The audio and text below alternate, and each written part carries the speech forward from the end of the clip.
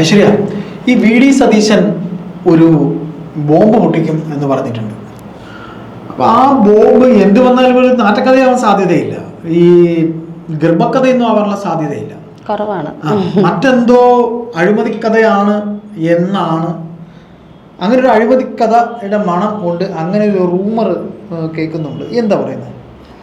VD. Satheesan ഇപ്പൊ പൊട്ടിക്കും എന്ന് പറച്ചിൽ മാത്രമേ ഉള്ളൂ, പൊട്ടിക്കുന്നില്ല എന്നുള്ള രീതിയിൽ ഇപ്പോൾ സൈബർ മീഡിയയിൽ കിടന്നിട്ട് ഇതാവുന്നുണ്ട്. പക്ഷെ വി.ഡി. സതീശൻ പറഞ്ഞത് ആദ്യം നമ്മൾ വിചാരിച്ചു വെച്ചാൽ കൃഷ്ണകുമാറിന്റെ ഒരു വിഷയമാണെന്നുള്ള രീതിയിൽ, അത് നനഞ്ഞ പടക്കമായി പോയി എന്നുള്ള രീതിയിലും തിരിച്ചടികൾ വന്ന്. പക്ഷേ വി.ഡി. സതീശനെ പോലെ ഒരാളെ ഇത്രയും ചങ്കൂറ്റത്തോടു കൂടി ഒരു വെല്ലുവിളി നടത്തണം എന്നുണ്ടെങ്കിൽ അതൊരിക്കലും ഇതുപോലൊരു ചെറിയ കഥയാവാനുള്ള ചാൻസ് കുറവാണ്. ഇത്രയും വി.ഡിനെ നമ്മൾ കണ്ടിട്ടില്ലാത്തൊരു രീതിയിൽ കൈ ചൂണ്ടിക്കൊണ്ടൊക്കെ അത്രയും ചങ്കുറപ്പോട് കൂടിയിട്ടുള്ളൊരു വെല്ലുവിളി തന്നെയായിരുന്നു കണ്ടത്. കാണാൻ പോകുന്നേ ഉള്ളൂ, ഒരാഴ്ചയ്ക്കുള്ളിൽ ആ ഒരു ബോംബ് പൊട്ടിക്കും, നിങ്ങൾ അറിയും എന്ന് പറയുന്ന ആ ഒരു കോൺഫിഡൻസ് ലെവൽ മനസ്സിലാക്കുമ്പോൾ അതൊരു ചെറിയൊരു നനഞ്ഞ പടക്കമാകാനുള്ള ചാൻസ് കുറവാണ്.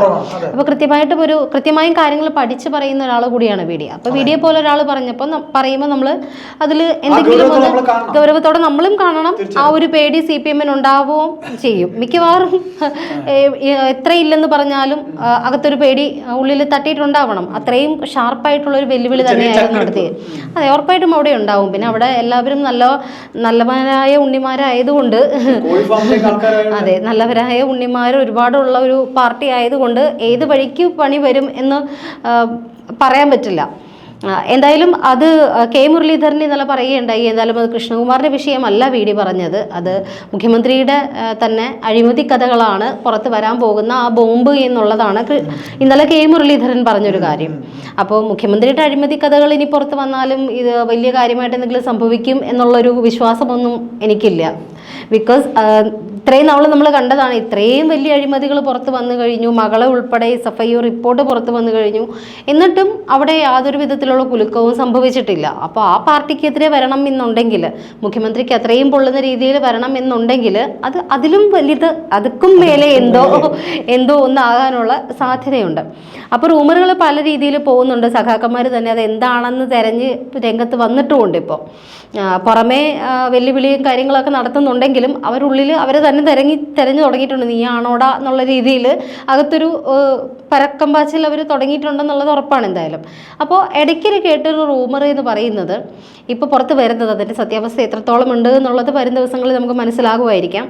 ഇപ്പോൾ വി.ഡി. പറയുന്ന ആ ബോംബ് മുഹമ്മദ് റിയാസിന് നേരെയുള്ള എന്തോ ഒന്നാണ്.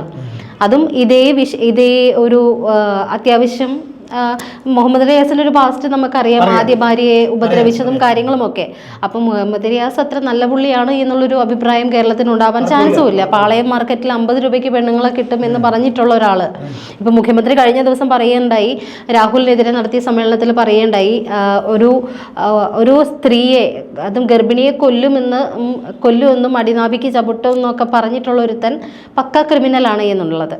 അപ്പോൾ അങ്ങനെ പറയുകയാണെങ്കിൽ കൃത്യമായിട്ടും മകളെ കല്യാണം കഴിച്ചു കൊടുത്ത ആള് പക്കാ ക്രിമിനലാണ് എന്നുള്ളത് തന്നെയാണ്. കൃത്യമായിട്ടും ആ ലേഡി നേരത്തെ കൊടുത്ത ഒരു ഇന്റർവ്യൂവിൽ അവർ പറയുന്നുണ്ട്, കൃത്യമായിട്ട് അവർ പറയുന്നുണ്ട്, അടിനാഭിക്ക് ചവിട്ടിയതും അവരോട് ഇങ്ങനെ പറഞ്ഞതും ഒക്കെ അവർ പബ്ലിക് മീഡിയയിൽ പറഞ്ഞിട്ടുള്ള കാര്യങ്ങളാണ്. അപ്പോൾ ഈ മുഖ്യമന്ത്രി പക്കാ ക്രിമിനൽ എന്ന് പറയുമ്പോൾ അത് നമ്മുടെ വി.ഡി. അതിന് കൊടുത്ത മറുപടിയും അങ്ങനെ തന്നെയാണ്. ഒരു വിരൽ എനിക്ക് നേരെ ചൂണ്ടുമ്പോൾ ബാക്കി 4 വിരലുകളും മുഖ്യമന്ത്രിക്ക് നേരെ തന്നെയാണ് എന്നുള്ളത് മറക്കണ്ട എന്നുള്ളത്. അപ്പോൾ അതിലും ഒരു സൂചന കിടപ്പുണ്ടത് മുഹമ്മദ് റിയാസിനെ തന്നെ അല്ലേ എന്നുള്ളത്. അപ്പോൾ മുഹമ്മദ് റിയാസിനെതിരെയുള്ള എന്തോ ഒരു ബോംബാണ് ഈ പുറത്ത് വിടാൻ പോകുന്നത് എന്നാണ് നമുക്ക് കിട്ടിയ ഒരു രഹസ്യ സോഴ്സ് വഴി നമുക്ക് കിട്ടിയ ഒരു വിവരവും. അതെ, അപ്പോൾ നമ്മളുടെ അന്വേഷണത്തിൽ മനസ്സിലായിടത്തോളം അത് മുഹമ്മദ് റിയാസിനെതിരെ ഉള്ളതാണ് എന്നാണ് നമുക്ക് മനസ്സിലാവുന്നത്. അത് ആ ഒരു വിഷയത്തിൽ കൂടുതൽ നമുക്കിത് വരാനുള്ളൊരു കാരണം കൂടി ഈ ഒരു വിഷയം വന്നിട്ട് മുഹമ്മദ് റിയാസ് വേണ്ടതിനും വേണ്ടാത്തതിനും ഒക്കെ കയറി കമന്റ് പറയുന്ന ഒരാളാണ്. ഇപ്പൊ അദ്ദേഹം ഇവിടെ ഇല്ല എന്ന് പറയുന്നു, തായ്ലൻഡിലാണ് എന്നൊക്കെ പറയുന്നു, എന്തോ അവാർഡ് വാങ്ങിക്കാൻ പോയേക്കാന്നൊക്കെ പറയുന്നുണ്ട്. പക്ഷെ എവിടെയായാലും മുഹമ്മദ് റിയാസ് ഒരു പോസ്റ്റെങ്കിലും ഇടേണ്ട സമയം അതിക്രമിച്ചു കഴിഞ്ഞു. പക്ഷെ ഈ വിഷയത്തിൽ രാഹുലിനെതിരെ ഇത്രയും ചർച്ചകളും ഇത്രയും അഴിമതിയും ആരോപണങ്ങളും ഒക്കെ വന്നിട്ടും ചർച്ച ആരും ഒന്നും പറഞ്ഞിട്ടൊന്നുമില്ല. ആകെ യുവജന നേതാക്കൾ മാത്രമേ ഉള്ളൂ. പക്ഷെ സൈബർ വിങ്ങൊക്കെ അത്ര ആക്റ്റീവാണ്. മുഖ്യമന്ത്രി വരെ വന്ന് പറഞ്ഞു കഴിഞ്ഞു, ശിവൻകുട്ടി പറഞ്ഞു, സജി ചെറിയാൻ പറഞ്ഞു, ശ്രീമതി ടീച്ചർ പറഞ്ഞു, ശൈലജ ടീച്ചർ പറഞ്ഞു. കുറച്ചെങ്കിലുമൊക്കെ മഹത്വമുണ്ട്. അവരൊന്നും ഈ കേസ് ഇതുവരെ പെട്ടിട്ടില്ല. ശിവൻകുട്ടിയൊന്നും ഇങ്ങനത്തെ ഒരു തരത്തിൽ പെട്ടിട്ടില്ല. പക്ഷേ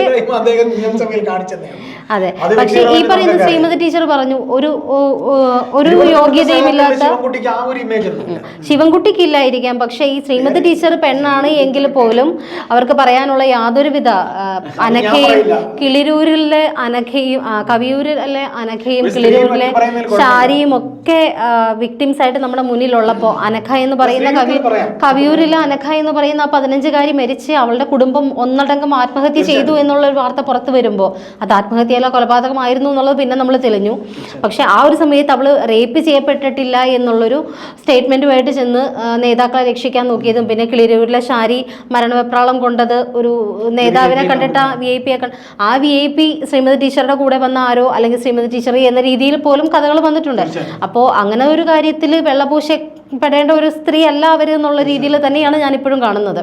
അപ്പോൾ അവർ പോലും വന്നിട്ട് പറയുകയാണ് സ്ത്രീ പീഡകനായ രാഹുലിനെതിരെയൊക്കെ സ്റ്റേറ്റ്മെന്റ്സ് ഒക്കെ ഇറക്കി. പക്ഷെ അപ്പോഴും നമ്മുടെ ഈ പറയുന്ന മുഹമ്മദ് റിയാസ് സൈലന്റ് ആയിരുന്നു. ഈ സൈലൻസ് എന്തുകൊണ്ടായിരിക്കാം എന്നുള്ളത് ഒന്ന് ചർച്ച ചെയ്യേണ്ട വിഷയം തന്നെയാണ് എന്ന് എനിക്ക് തോന്നുന്നു. മുഹമ്മദ് റിയാസ് എന്തുകൊണ്ടാണ് ഈ ഒരു വിഷയത്തിൽ മാത്രം, അല്ലെങ്കിൽ സെക്കൻഡ് ബൈ സെക്കൻഡ് റീൽസും പോസ്റ്ററും ഒക്കെ ആയിട്ട് അങ്ങ് ഐലൻഡിൽ ഇരുന്നാലും ഒരു ഫേസ്ബുക്കിൽ ഒരു പോസ്റ്റ്, ആ സ്വയംബോധ്യം നല്ലതാണ്, ആ സ്വയംബോധ്യം നല്ലതാണ്. അതെ, തെറ്റ് ചെയ്യാത്ത, നമ്മൾ പറഞ്ഞല്ലോ പാപം ചെയ്യാത്തവൻ കല്ലെറിയട്ടെ എന്ന് പറഞ്ഞു. അപ്പോൾ കല്ലെറിയാണ്ട് മാറി നിൽക്കുന്നത് അയാളുടെ മഹത്വമായിട്ട് തന്നെ കാണാം. ബാക്കി ആ തന്നിലേക്ക് വരുന്ന 4 വിരല് സ്വന്തം മകളുടെ നേരെയും അതല്ലെങ്കിൽ മകളുടെ ഭാവിയെ ചൂണ്ടിക്കൊണ്ടും അല്ലെങ്കിൽ മരുമകനായ മുഹമ്മദ് റിയാസിന് നേരെയാണ് ആ ബോംബ് എന്നുള്ള ഒരു സോഴ്സ് നമുക്ക് കിട്ടുമ്പോൾ, അല്ലെങ്കിൽ ആ റൂമർ വരുമ്പോൾ ഇനി വരാൻ പോകുന്ന, അതായത് ഒരാഴ്ച സമയം വീടി പറഞ്ഞിട്ടുണ്ടല്ലോ, ആ പൊട്ടാൻ പോകുന്ന ബോംബ് മുഹമ്മദ് റിയാസിന്റെ നെഞ്ചിലാണോ, അതെ മുഹമ്മദ് റിയാസിന്റെ നെഞ്ചിലാണോ, അല്ലെങ്കിൽ അവാർഡും ടൂറിസത്തിനുള്ള അവാർഡൊക്കെ വാങ്ങി തിരിച്ചു വരുമ്പോൾ റിയാസിന് എന്താണ് സ്വീകരിക്കാൻ പോണത്, ആ പടക്കം നെഞ്ചിലിരുന്ന് പൊട്ടുമോ എന്നുള്ളതൊക്കെ നമുക്ക് വരും ദിവസങ്ങളിൽ അറിയാം. എന്തായാലും മുഖ്യമന്ത്രി പറഞ്ഞതുപോലെ ഗർഭിണിയെ ഉപദ്രവിക്കുകയും ഗർഭിണിയുടെ അടിനാഭിക്ക് ചവിട്ടുകയും ചെയ്ത ക്രിമിനലായിട്ടുള്ള രാഹുൽ മാങ്കൂട്ടത്തിൽ എന്ന് പറയുന്ന പിണറായി വിജയന് ഇതൊക്കെ തിരുത്തി പറയേണ്ടി വരുന്ന ഒരവസ്ഥയിലേക്ക് വരാതിരിക്കട്ടെ കാര്യങ്ങൾ.